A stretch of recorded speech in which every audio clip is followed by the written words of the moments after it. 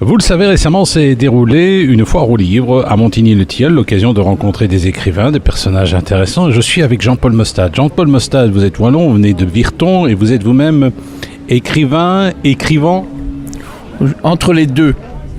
C'est-à-dire que j'écris des livres sur les plantes et des livres dont le sujet est plutôt la philosophie, mais tout ce qui tourne autour de la nature et de la vie en général. Oui, d'ailleurs, quand on vous voit, vous portez un beau chapeau, une cape, vous avez ce côté un peu paysan, dans le bon sens du terme. Un côté berger, je vais dire. Il me manque les clés, mais je ne les ai pas prises aujourd'hui. Il aurait fallu les prendre. Non, je crois que c'est les portes. Vous n'avez pas vos moutons avec vous? Non, parce que les moutons, il y en a déjà assez dans tous les pays.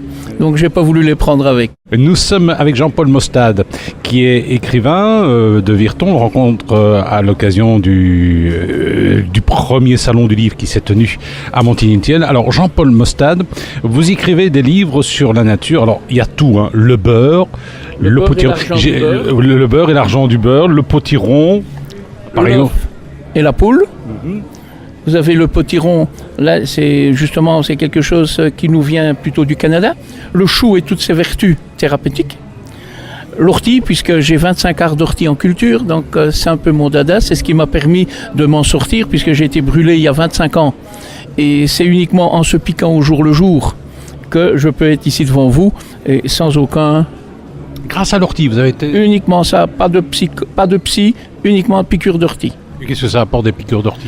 C'est-à-dire que lorsqu'un brûlé est complètement greffé, il a des problèmes de circulation sanguine et automatiquement les peaux sont beaucoup plus élastifiées et il n'y a pas de souci. Oui, d'ailleurs, bientôt on aura la fête de l'ortie dans notre région qui se déroule à Frasnes-les-Gosselies. J'y suis chaque année avec mon ami Henri Mégali. Donc, il me connaît. On a fait des fêtes à l'ortie chez moi aussi où il était l'invité. Donc, je serai présent encore cette année aussi. Ça se passe quand en fait? C'est au mois de juin. On aura l'occasion d'en reparler. Oh, sûrement, oui. Nous sommes avec Jean-Paul Mostade, écrivain de Virton.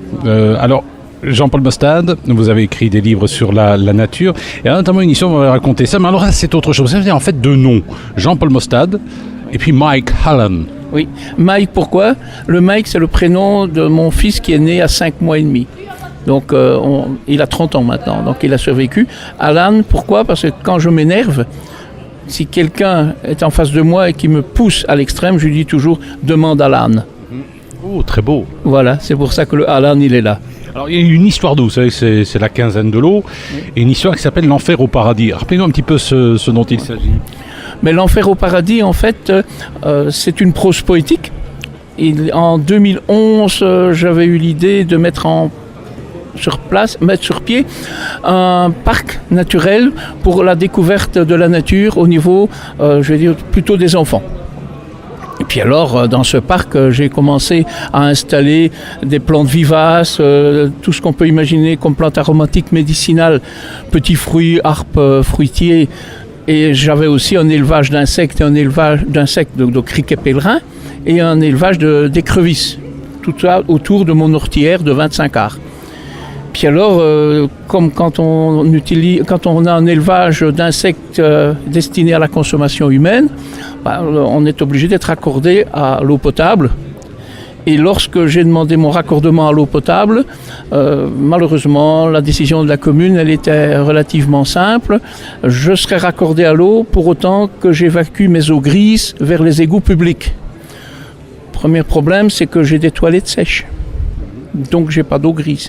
Deuxième problème, je suis à 300 mètres de distance du raccordement et je suis plus de 3 mètres en dessous du niveau. J'avais trouvé l'option de faire un lagunage. Donc, dans la province, il n'y en avait pas tellement au niveau privé. C'est un coût énorme. Mais enfin, le problème n'était pas résolu parce que comment aurait-on arrosé les plantes en période estivale, puisqu'il n'y avait pas d'eau, il fallait utiliser l'eau de la distribution pour arroser les plantes. Donc c'est le serpent qui se remanche la queue. Et j'ai dû arrêter, donc le projet il est tombé à l'eau. Maintenant il y a 38 potagers en carré qui sont à l'abandon. Il y a un élevage de lombrics que j'ai oublié, parce que je faisais aussi l'élevage de lombrics. L'élevage des écrevisses, pas d'eau. Les écrevisses n'ont pas survécu. Et pas d'eau pour traiter la commercialisation des insectes, donc tout a disparu. Et c'est pour ça que c'est l'enfer au paradis, puisque cet espace s'appelait le Petit Paradis de Mussy. Nous sommes avec Jean-Paul Mostade, qui est écrivain. Il a écrit notamment des livres sur tout ce qui touche de près ou de loin à la nature. Et vous avez créé une ASBL. En fait, c'est de l'auto-édition ? Non. C'est-à-dire que l'ASBL Petit Paradis de Mussy, elle existe.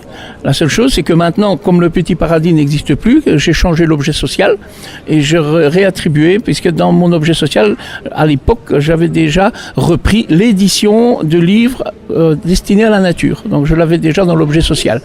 Pour l'instant, j'édite mes propres ouvrages. Pourquoi ? Parce que ça me prend déjà du temps, rien que pour les miens, mais ça ne veut pas dire que je vais en rester là dans le futur.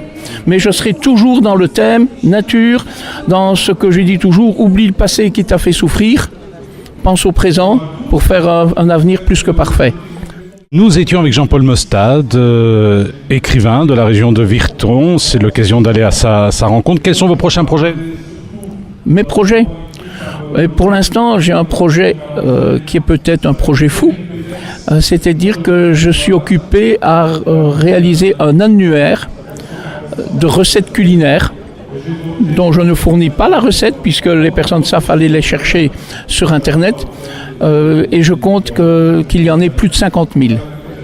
Et tout ça sera sur une clé USB, donc la personne pourra à tout moment, avec sa clé, choisir, trier et voir ce qu'elle peut faire le soir pour dîner.